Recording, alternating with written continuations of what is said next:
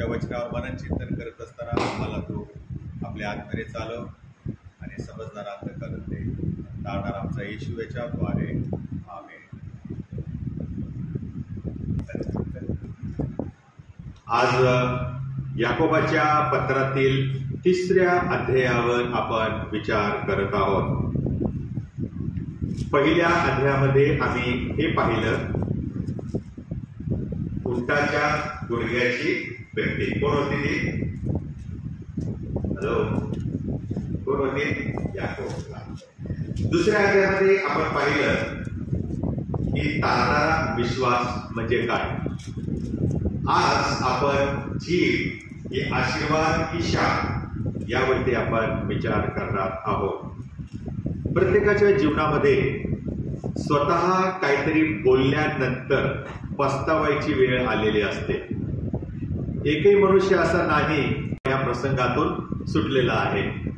कळत नकळत आपण बरंच काही बोलून जातो आणि मग बोलल्यानंतर आम्हाला असं वाटतं की बोलायला नको होतं. याकोब याने त्याच्या पत्राच्या 3ऱ्या अध्यायामध्ये आम्ही पाहतो जिभेवरतीच जास्त आम्हाला शिकवत दिलेली आहे. नवे 3रा संपूर्ण अध्याय त्याने जिभेलाच समर्पित केलेला आहे. आणि या अध्यायामध्ये जीभ ही किती घातक आहे हे तो स्पष्ट करतो. आणि म्हणून आज आपण जिभेवरती जास्त विचार करणार आहोत. आपल्या सर्वांना आपण ऐकलेलं आहे, बऱ्याच वेळाला बऱ्याच देवाच्या सेवकांच्याकडून ऐकलेलं आहे. पण तरी देखील काहीतरी नवीन परमेश्वर आज त्याच्या वचनातून आम्हाला देणार हा आमचा पूर्ण विश्वास आहे. आणि म्हणून शास्त्र असेल तर शास्त्र आपण काढून ठेवूया. याकोबाचं पत्र 3रा अध्याय. मी उपदेश तयार करत असताना मला असं दिसून आलं की याकोब या 3ऱ्या अध्यायामध्ये 5व्या वचनामध्ये फार वैशिष्ट्यपूर्ण लिखाण जिभेबद्दल करतो. आणि तो असं म्हणतो, जीभ ही लहानसे अंग असून मोठ्या गोष्टींची हुशारकी मारते. पहा किती थोडका विस्तव केवढ्या मोठ्या रानाला पेटवतो. प्रत्येक शब्द महत्वाचा आहे आणि ह्या प्रत्येक शब्दावर बोलायचं म्हटलं तर रात्र होत नाही, पण ते काय आटोपणार नाही. आणि म्हणून थोडक्यामध्ये आपण पाहणार आहे 3ऱ्या आणि 4थ्या वचनाकडे आपण त्याबद्दल बोलूया, ज्यामध्ये देवाचा सेवक असं म्हणतो, घोड्यांनी आपल्या ताब्यात राहावे म्हणून आपण त्यांच्या तोंडात लगाम घातला तर त्यांचे सर्व शरीर आपल्याला फिरवता येते. तारवेही पहा, जहाज पहा, बोट पहा, ती केवढी मोठी आहे, तरी देखील प्रचंड वाऱ्याने लोटून जात असतात. पण सुकानदाराची इच्छा असते तिकडे ती अगदी लहानशा सुकानाने फिरवतात. फार वैशिष्ट्यपूर्ण आहे. मी पण ते तयारी करत असताना मला पण फार अद्भुत वाटलं या गोष्टी. जिभेची तुलना कितीतरी गोष्टींची याकोबाने केलेली आहे आणि घोडा आणि जहाज यांच्याशी केलेली आहे. मी पहिल्या गोष्टीकडे वळत आहे. घोडा हा जरी मोठा असला शरीराने तरी देखील तो छोट्याशा लगामाच्या द्वारे वळवता येतो. घोडा महत्वाचा का लगाम महत्वाचा आहे? लगाम महत्वाचा आहे. असं म्हटलेलं आहे एकेका घोड्याचे वजन जवळपास 2000 पाऊंड असते. किती? 2000 पाऊंड. तो आपल्या जवळ जरी चालला तर धडकीवरते शरीरावर. इतके ते रुबाबदार चाल असते आणि त्यांना जे टाचेला नाल लावलेले असते, त्याची ती विशिष्ट ते आवाज आणि मग त्याचा तो भारदस्तपणा पाहिल्यानंतर कोणाचे काळजाचा टोका चुकावा असे हे घोडे असतात प्रियानो. आणि अशा या 2000 पाऊंड वजनाच्या घोड्याला छोट्याशा लगामाद्वारे वळवता येते. आणि ती वळवण्यासाठी काय मोठा माणूस असण्याची गरज नाही. लहान मुलं देखील आम्ही पाहतो, लहान मुली देखील पाहतो घोड्यावर स्वार होऊन मस्तपैकी ते घोडसवारी करत असतात. यातलं रहस्य काय माहिती का? ते रहस्य हे आहे, हा जो लगाम असतो ना, हा लगाम घोड्याच्या संवेदनशील जागीच घातला जातो. हे लक्षात घ्या. तो जर संवेदनशील जागी घातला नाही तर घोडा काय आपल्या ताब्यात राहत नाही. समजा त्या तोंडातून काढून त्याच्या गळ्याला लावलं तर काय होईल? तो पळायच्या ऐवजी जागीच जयग्रस्त होईल. किंवा त्याच्या असं डोक्याला आणि गळ्याला बांधून करता येईल का? त्याला ताब्यात ठेवता येईल का? जस्ट इमॅजिन करा. त्याला ताब्यात ठेवण्यासाठी संवेदनशील भाग किंवा जागा म्हणजे त्याचं तोंड. जर त्याच्या तोंडामध्ये लगाम घातला तर त्या लगामाच्या द्वारे त्याला आपल्या ताब्यात ठेवला येते. जीभ ही अशी आहे. मनुष्याच्या महत्वाच्या भागामध्ये जर लगाम घातला तर मनुष्याचं जीवन ताब्यात ठेवता येतं. जीभ ही किती महत्वाची आहे. दुसरं उदाहरण याकोब देतो आणि ते म्हणजे एका तारवाचं, एका अनेक तारवांचं किंवा बोटींचं देतो. आणि असं म्हटलेलं आहे, एवढी मोठी ही जहाज बोटी असतात परंतु त्या लहानशा सुकाणूने ती वळवली जातात. ती वळवली जातात हे विसरू नका. आणि त्या तारवामध्ये पण की जे सुकाणू असतात ना, हे सुकाणू देखील विशिष्ट जागीच बांधलेले असतात. ते पुढच्या टोकाला नसतात किंवा ते मागच्या टोकाला नसतात. ते अशा ठिकाणी त्याची रचना केलेली असते की ज्या ठिकाणावरून संपूर्ण ती तारू कयात राहील, काबूत राहील. आणि म्हणून शेकडो फूट लांब असलेले हजारो टन वजनाची जहाज बोट ही छोट्याशा सुकानाने वळवता येतात. तिसरी गोष्ट या वचनामध्ये संत याकोब लिहितो आहे ते म्हणजे लहानशी आग. काय लिहिलेलं आहे? लहानशी आग केवढ्या मोठ्या रानाला पेटवते. आता आम्ही पाहिलं घोडा मोठा असतो, तारू मोठे असते आणि आता जीभ ही मोठी नसते, लहानच असते. पण ती ह्या दोघांपेक्षाही घातक आहे. ती मोठ्या असलेल्या रानाला देखील पेटवण्यास समर्थ आहे. याकोब ही शिकवतो की जीभ ही लहानस आमच्या शरीरातले एक अंग आहे, जिला 32 दातांच्या आतमध्ये ठेवलेलं आहे. बघा, तुम्ही विचार करू द्या, त्या जिभेला 32 दातांच्या कैदेत का ठेवले? हाताला का नाही ठेवला कुठं आतमध्ये? पायाला का नाही ठेवला किंवा दुसऱ्या अवयवांना का नाही ठेवलं? नेमकं जिभेला 32 दातांच्या तुरुंगात का ठेवलेलं आहे? कारण ती रानाला पेटवणारी आहे, ती नाश करणारी आहे. शरीराची रचना पण फार विचारपूर्वक देवाने केली हो. असंच नाही मातीचा घडवला, प्राणवायू फुंकला, तो हालायला लागला, जिवंत झाला. प्रत्येक गोष्ट, प्रत्येक अवयव ज्या ठिकाणी असायला हवा त्याच ठिकाणी परमेश्वरानं तो ठेवलेला आहे. आणि म्हणून जीभ ही लहानस अंग आहे पण ते मोठमोठ्या समस्या निर्माण करू शकते. आणि म्हणून याकोब या पत्रामध्ये असं म्हणतो की आम्ही आमच्या जिभेवर नियंत्रण ठेवावे. पहिला मुद्दा आपण पाहिलेला आहे, जीभ ही लहानशी अवयव आहे, अंग आहे, पण मोठ्या गोष्टीची हुशारी करते. दुसरी गोष्ट आहे, जीभ ही घातक असते. जीभ ही घातक असते किंवा घातक ठरू शकते. 3रा अध्याय आणि 6व्या आणि 7व्या आणि 8व्या वचनामध्ये असं म्हटलेलं आहे, जीभ ही आग आहे, ती अनितीचे भुवन आहे. आपल्या अवयवात सर्व शरीर मलिन करणारा अवयव जीभ आहे. तो भवचक्राला आग लावणारी आणि नरकाने पेटवलेली अशी आहे. श्वापद, पक्षी, सरपटणारे प्राणी, समुद्रातील जीव या प्रत्येकाचा स्वभाव मनुष्य स्वभावाला वश झाला आहे आणि होत आहे.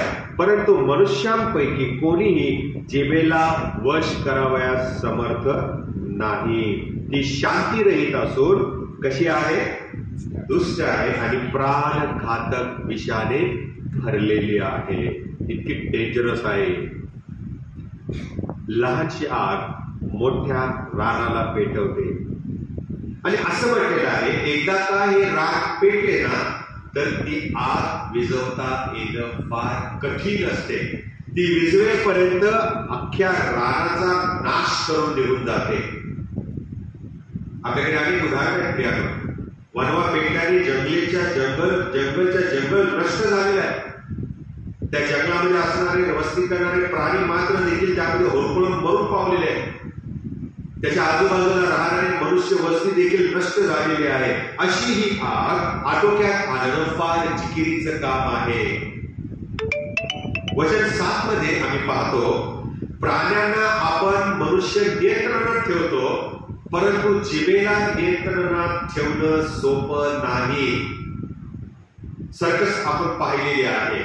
सर्कसमध्ये एकच रिंग मास्टर असतो आणि तो रिंग मास्टर हिंस्र श्वापदांना, सिंह आणि वाघांना देखील आपल्या छडीने काय करत असतो, लगामाच्या द्वारे ताब्यात ठेवत असतो.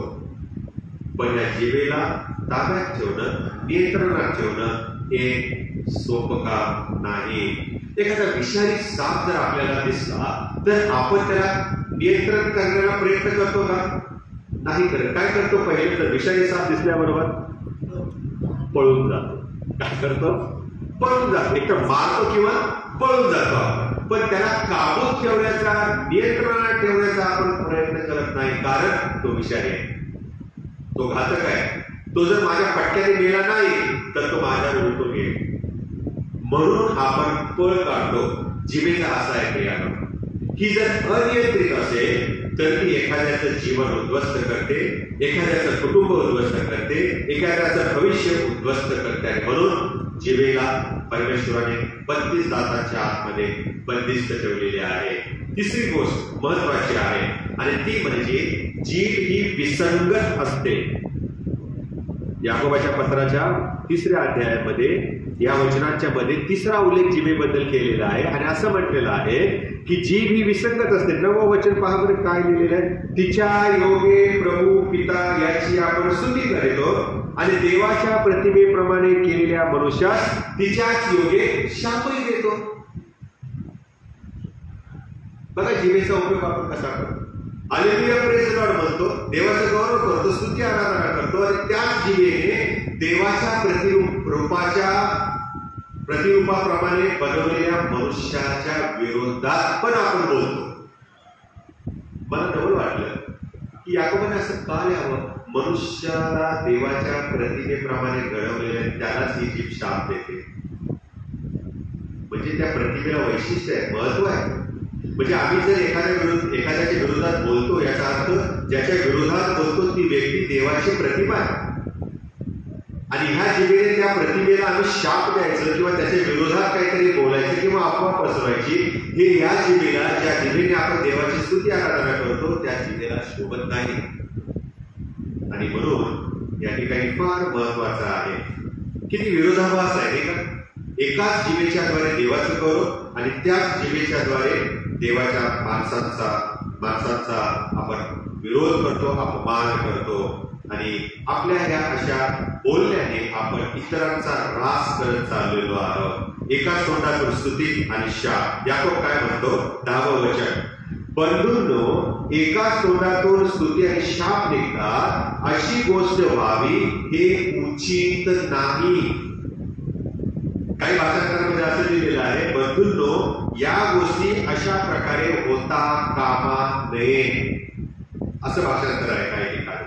आणि मग याकोब अलंकारिक भाषेमध्ये 11 आणि 12व्या वचनामध्ये असं म्हणतो, झऱ्याच्या एकाच छिद्रातून गोड पाणी आणि कडू पाणी निघते काय.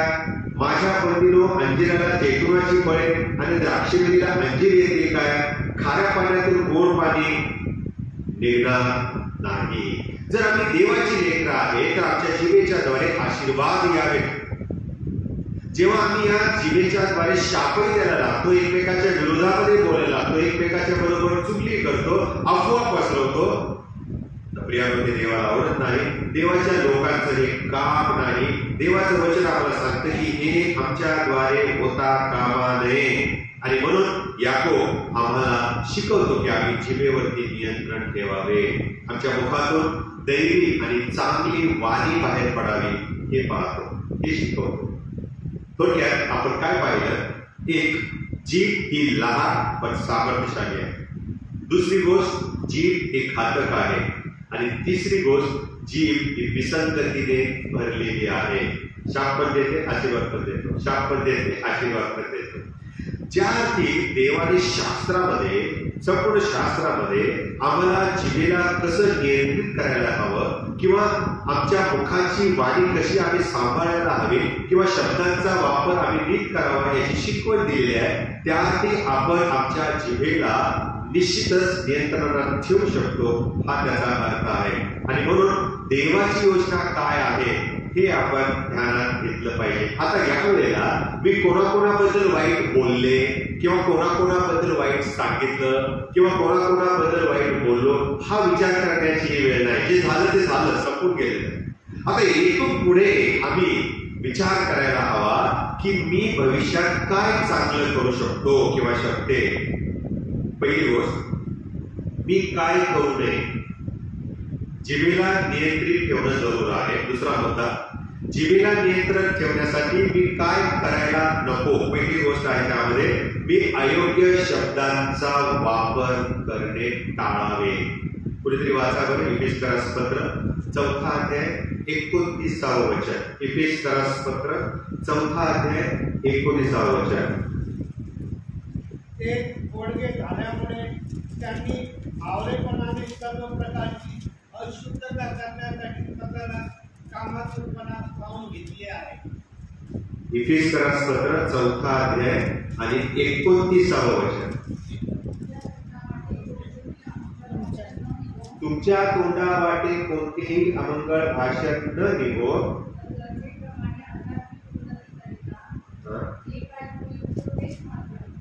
बरोबर. तर गरजेप्रमाणे आध्यात्मिक उन्नती करता जे काय उपयुक्त तेच मात्र निघो. यासाठी जेणेकरून ऐकणाऱ्यास कृपादान प्राप्त. किती चांगलं. म्हणजे आमच्या जिभेचा उपयोग आम्ही चांगल्या गोष्टीसाठी सुद्धा करू शकतो. देवाचं वचन आम्हाला सांगतं की तोंडावाटे कोणते अमंगळ भाषण काढू नका, तर गरजेप्रमाणे एकमेकांची आध्यात्मिक उन्नती व्हावी यासाठी उपयुक्त तीच भाषा, तेच शब्द तुमच्या मुखातून निघो की जेणेकरून ऐकणाऱ्याला कृपा मिळावी, देवाची कृपा मिळावी. खाण्याचे शब्द आम्ही उच्चारू नये ही देवाची इच्छा आहे. दुसरी गोष्ट आम्ही पाहतो की मी काय करू नये म्हणजे माझ्या जिभेवर मला नियंत्रण ठेवता येईल. आणि दुसरी गोष्ट आहे मी तक्रार करणे किंवा वादविवाद करणं हे टाळायला हवे. फिलिप्पियन्स पत्र 2 अध्याय 14 आणि 15 वचन वाचा बरं. फिलिप्पियन्स पत्र 2 अध्याय 14 आणि 15 वचन काय म्हटलेलं आहे देवाने? जे काही तुम्ही कराल ते कुरकुर व वादविवाद न करिता, जे काही तुम्ही कराल ते कुरकुर आणि वादविवाद न करता करा. यासाठी या कुटील व विपरीत पिढीत तुम्ही निर्दोष व साळसूद अशी देवाची निष्कलंक प्रजा असे व्हावे. कुरकुर आणि काय न करता, वाद न करता आम्ही करावे. जे काही आम्ही करतो ते तक्रार आणि वादविवाद या अर्थाने आम्ही करू नये. तिसरी गोष्ट आहे, पहिली पाहिजे अयोग्य शब्दांचा वापर करू नये. दुसरं आहे तक्रार आणि वादविवाद आम्ही टाळावा. तिसरं आहे गॉसिप करू नये. डिक्शनरी काढली गॉसिपचा अर्थ काय, बघावं नेमकं काय आहे, त्याच्यात काय लिहिलंय. आणि मला असं दिसून आलं गॉसिप म्हणजे गप्पा टप्पा. काय लिहिलंय? गप्पा टप्पा किंवा अफवा. डिक्शनरी शब्द आहे बरं काय. अफवा पसरवण्यात भाग घेऊ नये. एखाद्याला सांगितलं बोलू नकोस, तो नक्कीच जाऊन सांगणार त्याने मला सांगितले बोलू नको बरं का, कोणाला सांगू नको. तो म्हणतो बरं बरं ठीक आहे. तो जाऊन तिसरं सांगतोय मला याने सांगितले बरं. हे अफवांचं पीक असं वाढत जात. आणि म्हणून देवाचं वचन असं म्हणतं की आम्ही कोणाची अफवा पसरवू नये. कारण जेव्हा मी एखाद्याबद्दल वाईट सांगतो तेव्हा त्याचा अर्थ त्याच्यामध्ये असलेली देवाची प्रतिमेला आम्ही डागाळतो.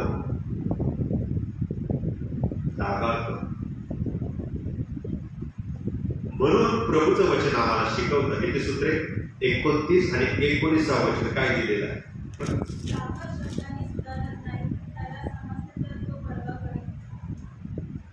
हळूहळू वाचा.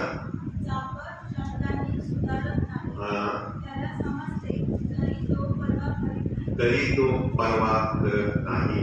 आम्ही आमच्या वाणीकडे लक्ष दिलं. 16 अध्याय काळावर 20 वचन.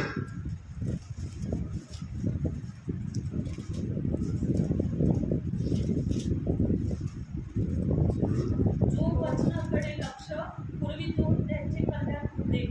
जो परमेश्वरावर भाव ठेवितो तो धन्य. बरोबर वाचलं? जो परमेश्वराच्या वचनाकडे लक्ष देतो तो. आम्ही गॉसिप करू नये, अफवा पसरवू नये, कोणाची निंदा करू नये. कारण जेव्हा आम्ही दुसऱ्याची अफवा पसरवतो, लक्षात ठेवा आमची पण अफवा पसरवणारे कमी नाहीये, कमी नाहीये. आणि म्हणून प्रभू आमच्या पवित्र वचनामध्ये ही शिकवण देत आहे. जेव्हा चर्चमध्ये आम्ही इतरांच्या बद्दल अफवा पसरवतो, एकमेकांची निंदा करतो, गॉसिप करतो, तेव्हा चर्चचं नुकसान होतं. कोणाचं नुकसान होतं? चर्च. कारण चर्च ही ख्रिस्ताची वधू आहे आणि त्या वधूच्या विरोधात अफवा पसरवणं म्हणजे ख्रिस्ताच्या वधूला कलंकित करण्यासारखं आहे, डॅमेज करण्यासारखं आहे. आपल्या मुलीबद्दल मुलाबद्दल वाईट असं जर कोणी सांगितलं तर चौकानं उठतं की नाही आपण? मग तो देव काय शांत राहील का? त्याच्या एकुलत्या पुत्राच्या वधूबद्दल किंवा वधूच्या विरोधात जेव्हा आम्ही असं काही करतो तेव्हा तो शांत बसणारा परमेश्वर नाही.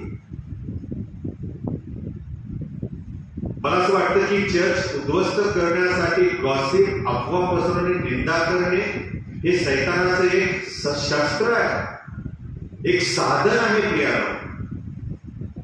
आणि म्हणून असं जर करावं असं वाटलं ना तर आम्ही हा प्रश्न स्वतःला विचारा की मी जे एखाद्याबद्दल सांगणार आहे, खरं असो खोटं असो, त्याच्याने काय फरक पडणार आहे, त्याचा काय उपयोग होणार आहे, हा जर आम्ही विचार केला आणि ते करण्याचा मला अधिकार आहे का असं जर आम्ही स्वतःला विचारलं तर बऱ्याच समस्या निघून जाण्यासारख्या आहेत. चौथी गोष्ट आम्ही पाहिलेलं आहे की जिभेला नियंत्रणात ठेवण्यासाठी अयोग्य शब्दांचा वापर करू नये, तक्रार आणि वादविवाद टाळावा, गॉसिप, अफवा पसरवू नये, कोणाची निंदा करू नये. चौथी गोष्ट आहे खोटं बोलण्यापासून मी स्वतःला परावृत्त करेन, खोटं बोलण्यापासून मी दूर राहीन. पाचवं आहे, महत्वाचं आहे, नकारात्मक शब्द वापरणे मी टाळणार. कारण जेव्हा मी नकारात्मक शब्द बोलतो किंवा बोलते किंवा नकारात्मक भाषण करते ज्याच्याने इतरांचा नाश होण्याची शक्यता जास्त असते ते मी टाळणार. माझ्या मुखातून सकारात्मक, होकारात्मक भाषण यावे, शब्द यावे की जेणेकरून माझ्या त्या बोललेल्या शब्दातून समोरच्या व्यक्तीला माझं प्रेम मिळावं, माझी त्याच्याविषयीची आस्था आणि कळकळ त्याला कळावी. आणि म्हणून मी ह्या गोष्टी टाळल्या पाहिजे. नकारात्मक शब्द वापरणं मी टाळावं. मग आता मी काय करू नये हे 5 मुद्दे पाहिल्यानंतर आपण आता पुढचा मुद्दा पाहणार की जीभ नियंत्रित ठेवण्यासाठी मी काय करायला हवं. आणि ते म्हणजे मी जिभेचा उत्तम उपयोग कसा करावा. पहिली गोष्ट आहे, माझ्या जिभेच्या द्वारे मी प्रार्थना करेन, माझ्या जिभेच्या द्वारे मी देवाची आणि माणसांची स्तुती करेन, माझ्या जिभेच्या द्वारे मी पश्चाताप करेन, माझ्या जिभेच्या द्वारे मी देवाचे आभार मानेन आणि या गोष्टीसाठी मी माझ्या जिभेचा वापर करेन. आणि मी जर हे केलं तर माझी जीभ नियंत्रणात राहू शकते. दुसरी गोष्ट आहे आणि ती म्हणजे देवाचं माझ्यावरलं आणि इतरांच्यावरलं प्रेम आणि देवाचं जे वचन आहे ते इतरांना शिकवण्यासाठी मी माझ्या जिभेचा उपयोग करेन. महत्वाचं आहे. आणि तिसरी गोष्ट आहे आणि ती म्हणजे जिभेचा उत्तम उपयोग करण्यासाठी, जिभेला नियंत्रित ठेवण्यासाठी इतरांच्या गरजेनुसार उत्तेजनपर शब्द मी बोलेन. नीतिसूत्रे 25 आणि 11 वचन वाचा. नीतिसूत्रे 25 आणि 11. रुपेरी करंड्या सोन्याची फळे तसे समयोचित भाषण. किती सुंदर आहे. परत जरा मोठ्याने वाचा बरं. रुपेरी करंड्या सोन्याची फळे तसे समयोचित भाषण.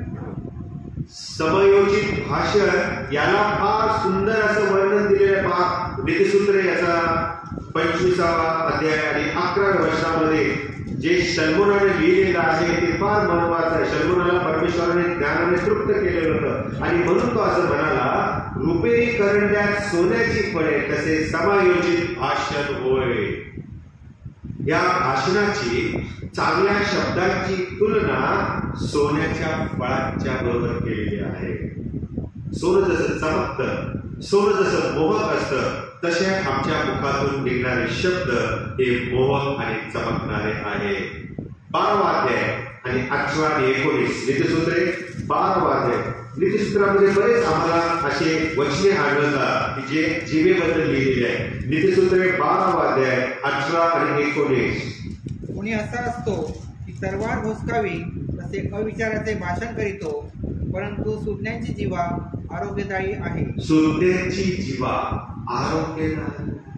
आम्ही जेव्हा बोलतो तेव्हा आमच्या शब्दाने इतरांना आरोग्य प्राप्त व्हावे. सत्याची वाणी सर्व काळ टिकेल आणि जे असत्य बोलतात त्यांची जीवा केवळ क्षणिक आहे. फार सुंदर देवाचे वचन आहे. 25व्या वचनामध्ये असं लिहिलेलं आहे, मनुष्याचे मन चिंतेने दबून जाते, परंतु गोड शब्द त्याला आनंदी. बघा, जीवेचा वापर असाही करू शकतो. इतरांना आशीर्वाद देण्यासाठी, इतरांना आनंद देण्यासाठी, इतरांना शक्ती आणि सामर्थ्य देण्यासाठी, इतरांना जीवन देण्यासाठी आणि आरोग्य देण्यासाठी सुद्धा जिभेचा उपयोग केला जातो. चौथी गोष्ट आहे, आपण पाहिलं की काय करायला हवं जीभ नियंत्रणात ठेवण्यासाठी, प्रार्थना, स्तुती वगैरे. दुसरी पाहिलं आम्ही देवाचं प्रेम आणि देवाचं वचन शिकवावं. तिसरी गोष्ट आम्ही पाहिली इतरांच्या गरजेनुसार उत्तेजनपर शब्द मी बोलावे. चौथा आहे आमचे नाते संबंध आशीर्वादित करण्यासाठी आपण जीवेचा वापर करू शकतो. आमची जी नाती निर्माण झालेली आहे, परमेश्वराने ज्या नात्यामध्ये आम्हाला गोवलेलं आहे, ते नाते टिकून ठेवण्यासाठी आम्ही चांगल्या चांगल्या शब्दांचा, वाक्यांचा उपयोग करू शकतो. जसे की आय लव्ह यू, मी तुझ्यावर प्रेम करतो. दुसरं आहे थँक्यू, आभारी आहे. तिसरं आहे I am sorry, please forgive me, मला वाईट वाटतं, मला क्षमा कर. How can I help you, मी तुला कसं मदत करू शकतो. किंवा आम्ही असंही बोलू शकतो की मला तुम्ही कृपया यामध्ये मदत कराल काय. छोटी छोटीच वाक्य आहे, बट इट डज मॅटर. बोलण्याची शैली, बोलण्याचे शब्द यांच्याद्वारे आम्ही स्वतःची आणि इतरांची प्रगती करू शकतो. चौथा मुद्दा आहे, तुम्ही म्हणाल सर्व हे ठीक आहे, पण मी माझ्या जिभेवर नियंत्रण कसे ठेवायचे. हा महत्वाचा मुद्दा आहे आणि त्यासाठी देवाकडे सहाय्य मागायला हवं. बरं का, मी कितीही प्रयत्न केला तर एका दुसरा दिवस किंवा 4-5 दिवस मी चांगलं बोलेन, पण परत काय करतो सैतान, पुढे परत येतो आणि माझी जीवा तो खाण करतो. आणि म्हणून पहिली गोष्ट आहे आणि ती म्हणजे पहिली गोष्ट देवाकडे आम्ही सहाय्य मागावे. दुसरी गोष्ट आहे नियंत्रण ठेवण्यासाठी बोलण्यामध्ये सावधानता बाळगायची. बोलत असताना विचार करून बोला. पुढे म्हणलं इंग्लिशमध्ये think thrice before you speak. बोलण्या अगोदर किती वेळा विचार करा, 3 वेळा विचार.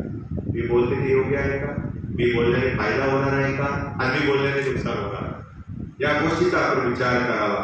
आणि म्हणून नीतिसूत्रे 10वा अध्याय काढावं. नीतिसूत्रे 10वा अध्याय आणि 19व्या वचनामध्ये लिहिलेलं आहे, फार वाचाळता असली म्हणजे पापाला तोटा नाही, पण जो आपली वाणी स्वाधीन ठेवतो तो शहाणा होय.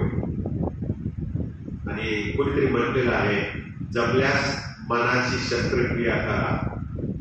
काय करा, मनाची शस्त्रक्रिया करा. येशूने तेच सांगितलेले आहे आपल्या वचनामध्ये. मत्तयाचं सुवर्तमान 12वा अध्याय 34व्या वचनामध्ये प्रभू येशूने फार सुंदर शिक्षण आम्हाला दिलेलं आहे. कोणीतरी काढावं मत्तयाचं सुवर्तमान 12वा अध्याय आणि 34वा वचन.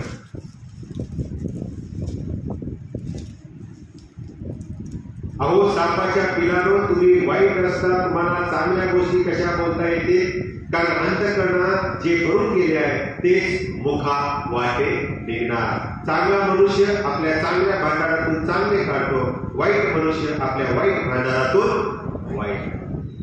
अंजिराच्या झाडाला द्राक्ष येत नाही, द्राक्षवेलीच्या झाडाला अंजीर येत नाही. तशाच प्रकारे जे आमच्या मनामध्ये चांगलं आहे तेच आमच्या मुखातून निघते. आणि म्हणून मुखातून निघणाऱ्या वाईट शब्दांना जर आम्ही काढण्याचा प्रयत्न केला तर आमच्या मनामध्ये असलेले जे वाईट शब्द आहेत ते देखील आपण काढू शकतो. शेवटी एक लक्षात आपण ठेवलं पाहिजे की एके दिवशी आम्हाला प्रभूसमोर उभं राहायचं आहे. एक उदाहरण देतो आणि मग मी आजचा उद्देश संपवणार आहे. असं म्हटलेलं आहे की एकदा एक गृहस्थ आपल्या स्वयंपाक्याला म्हणाले, दुसरा शब्द काय आहे स्वयंपाक बनवणाऱ्याला? आचार्य. बरोबर. आचार्याला म्हणाला की माझे फ्रेंड्स आज येणार आहे आणि म्हणून तू बाजारात जा आणि जे चांगल्यातलं चांगलं आहे ना ते घेऊन. तो म्हटला बुजूच नाही. आणि मग तो गेला पिशवी घेऊन बाजारामध्ये आणि चांगल्यातली चांगली वस्तू घेऊन विकत आणली त्याने आणि सुंदर त्याने भोजन बनवलं. संध्याकाळ झाली, मालकाची त्याच्या मित्रमंडळी यायला लागली, सगळ्यांचं आदर स्वागत झालं, वेलकम ड्रिंक झालं आणि मग क्षेमकुशल वगैरे विचारणं झालं. आणि मग जेवणाची वेळ झाली तेव्हा तो मालक म्हणाला फ्रेंड्स मित्रांना, चला बसूया आपण, आता जेवणाची वेळ झालेली आहे. आणि मग स्टार्टर वगैरे काय करायचं काय नाही वगैरे विचार झाला नाही, म्हणजे आपण जे आहे ते तयार करू, झालेलं आहे ते आपण खाऊया. आणि मग या मालकाने आचार्याला सांगितलं, बाबा आज तू काय बनवलेलं आहे आज आमच्यासाठी. आणि मग त्या आचार्याने काय केलं की त्या मित्रांच्या करता आणि मालकांकरता त्याने बाजारातून मटन शॉप मधून काय आणलं होतं माहिती का? जिभा आणल्या होत्या. काय आणल्या होत्या? जिभा. आणि त्याने ह्या जिभांचे 5 प्रकार केले होते. किती? 5 प्रकार. आणि हे वेगवेगळे प्रकार त्याने केले. त्याला वाटलं की माझा मालक माझे पाय चौकाटेल. आणि जेव्हा हे ताकद समोर आलं तेव्हा त्या मालकाची आग किंवा राग मस्तकाला पोहोचला. तो इतका चिडला, त्या आचार्याला असं धरून बाहेर नेला आणि म्हणाला, तुला मी काय सांगितलं होतं सकाळी, माझे मित्र येणार ना, चांगल्याची चांगली गोष्ट घेऊन म्हणून, आणि हे काय आणलंय जीवा. जा आता, उद्या परत मी या मित्राला बोलवणार आणि काय करायचं, उद्या तू सगळ्यात वाईटातली वाईट गोष्ट घेऊन ये. काय म्हणाला?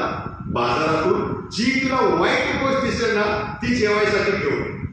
म्हटलं साहेब, हा घडी गेला.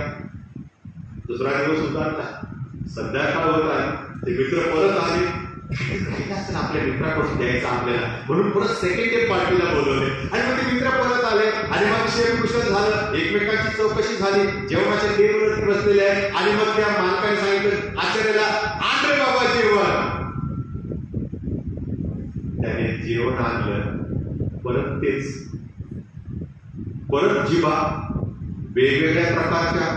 कुठली जीभ तंदुरीचे होते, तर कोण जीभ तिखट बनवलं होतं, तर कुठे जीभ मसाला बनवलं होतं. काय माहिती नाही त्याने काय केलं, पण त्याने परत ते सांगण्या म्हटल्यावर तो मालक परत केलं, तू परत काय केलेलं आहेस? तो आचार्य म्हणाला, साहेब हीच ती जीभ आहे ज्या जिभेचे द्वारे आम्ही एकमेकांचा नाश करतो. हीच ती जीभ आहे ज्याला दुसरं नरक म्हटलेलं आहे. हीच ती जीभ आहे जे अनितेचे भुवन आहे. पण मालक जीभ तीच आहे जी इतरांना आशीर्वाद पण देते. तुम्ही जेव्हा चांगली चांगली वस्तू आणा म्हटलात ना, ही जीभ आहे आशीर्वाद देणारी, आनंद देणारी, आरोग्य देणारी. पण जेव्हा तुम्ही वाईट आणा म्हटलात ना तेव्हा मी हीच जीभ आणली जी वाईट सुद्धा बोलून इतरांचा नाश करू शकते, लावालावी करू शकते, अफवा पसरू शकते, निंदा करू शकते, नाश करू शकते. आणि म्हणून खूप चांगलं आणि खूप वाईट करण्याचं सामर्थ्य, जीवन आणि मृत्यूची शक्ती जर कशात असेल तर या जिभेमध्ये आहे. जिभेमध्ये आहे. नीतिसूत्रे 18 अध्याय 21 वचन वाचा करतोय.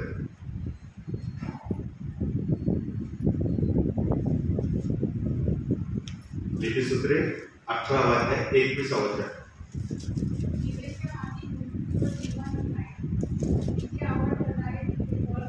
तिचे आवड धरणारे तिचे फळ भोगते.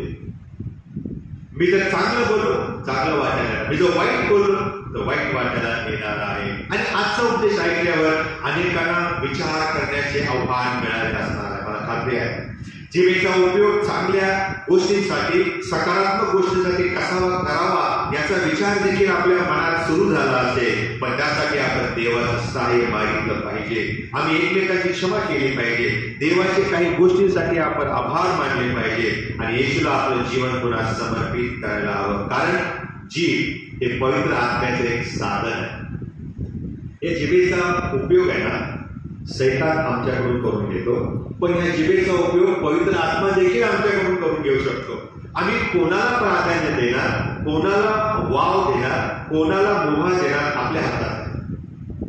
सैतानाला वाव देऊन त्याला आपल्या जिभेचा कंट्रोल करायला लावून नाश करायचा आहे का, कापाकापे उद्ध्वस्त करत सुटायचं आहे का, की देवाच्या पवित्र आत्म्याला ही जीभ स्वाधीन करायची आणि लोकांना आशीर्वाद, आनंद, आरोग्य देणं हे योग्य आहे. कारण याच जिभेद्वारे देवाने अन्य भाषा दिली. याच जिभेद्वारे प्रेषितांचे कृत्य 2 अध्यायामध्ये आम्ही पाहतो, देवाने स्वतःचं गौरव करून घेतलेला आहे. सुवार्ता लोकांच्या पर्यंत पोहोचण्यासाठी ही जीभ काम करते आणि म्हणून जीभ फार महत्वाची आहे. प्रभू येशू ख्रिस्ताने आम्हाला हेच शिकवलेलं आहे. मत्तेचं सुवर्तमान 15 अध्याय 18व्या वचनामध्ये आम्ही आमच्या जिभेचा उपयोग इतरांचा ऱ्हासासाठी नाही तर उभारणीसाठी करावा. वाचा बरं काय दिले, मत्तेचं सुवर्तमान 15 अध्याय आणि 18वं वचन. जे तोंडातून निघते ते अंतःकरणातून येते व माणसाला विटाळविते. आणि म्हणून आमचं मन, आमचं हृदय आम्ही शुद्ध करावं. पेत्राचं पहिलं पत्र 3 अध्याय 10व्या वचनामध्ये जिभेबद्दल आणखीन एक महत्वाचं वचन आहे जे आम्हाला अधिक आणि अधिक प्रोत्साहित करते.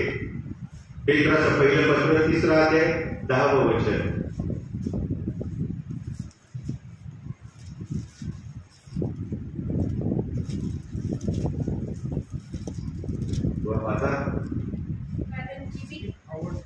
जीवित आवडते तेव्हा व चांगले दिवस पाहावे अशी त्याची इच्छा आहे.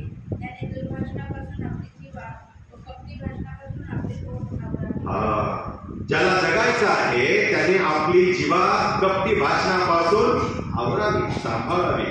शेवटचं वचन आणि बंद करणार. इफिसकरास पत्र 4 अध्याय 19वं वचन. आमच्या जिभेचा उपयोग आम्ही कशासाठी करू शकतो. इफिसकरास पत्र 4 अध्याय 19वं वचन. जे बधीर झाल्यामुळे त्यांनी हावरेपणाने सर्व प्रकारची अशुद्धता स्वतःच्या कामातूनपणाचा स्वाधीन केले. असं लिहिलेलं आहे त्या ठिकाणी, जे बधीर झाल्यामुळे त्यांनी हावरेपणाने सर्व प्रकारचे अशुद्ध करण्यासाठी स्वतःला कामातूनपणाच्या स्वाधीन केलेले आहे. आम्ही इतरांना प्रभूच्या वचनामध्ये उभे करण्यासाठी प्रभूने आपल्याला जीभ दिलेली आहे. आज प्रभूने आमच्या समोर जिभेचा चांगला उपयोग आणि वाईट उपयोग या दोन्ही गोष्टी ठेवलेल्या आहेत. जिभेच्या द्वारे जीवन देऊ शकतो, जिभेच्या द्वारे देवाचं गौरव करू शकतो. पण जर आम्ही हे नाही केलं तर सैतान या जिभेचा ताबा घेतो आणि आमच्या स्वतःचा आणि आमच्याद्वारे जिभेद्वारे इतरांचा एक नाश करायला तो तयार आहे. प्रभू आम्हाला सहाय्य करो. चांगलं आणि वाईट आमच्या समोर ठेवलेलं आहे ते निवडण्यासाठी आणि आपल्या जिभेच्या द्वारे देवाचं गौरव करण्यासाठी, इतर मनुष्यांचा नाश नाही तर त्यांना उभं करण्यासाठी, त्यांना आशीर्वादित करण्यासाठी उपयोग करावा. हा विषय आज आपण करूया.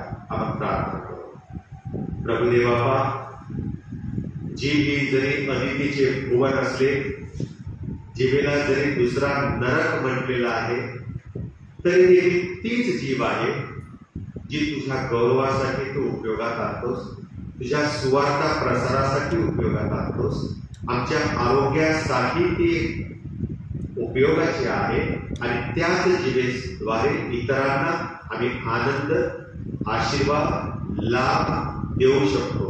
आणि म्हणून प्रभू, मी माझ्या जिभेचा उपयोग कसा करायचा ते मी करवायचा, त्यासाठी योग्य रीतीने वापर केला जावा याकरता मला तू शहारपण दे, समंजसपणा दे आणि प्रभू तू आपल्या आत्म्याचं मार्गदर्शन कर. माझ्या जिभेद्वारे कोणाचा अफवा पसरवली जाऊ नये, निंदा केली जाऊ नये, तुझ्या प्रतिमेचा डागाळणं हे मी टाळावं याकरता जिभेवर नियंत्रण ठेवण्यासाठी मला शक्ती दे. येशूच्या नावाने आमेन.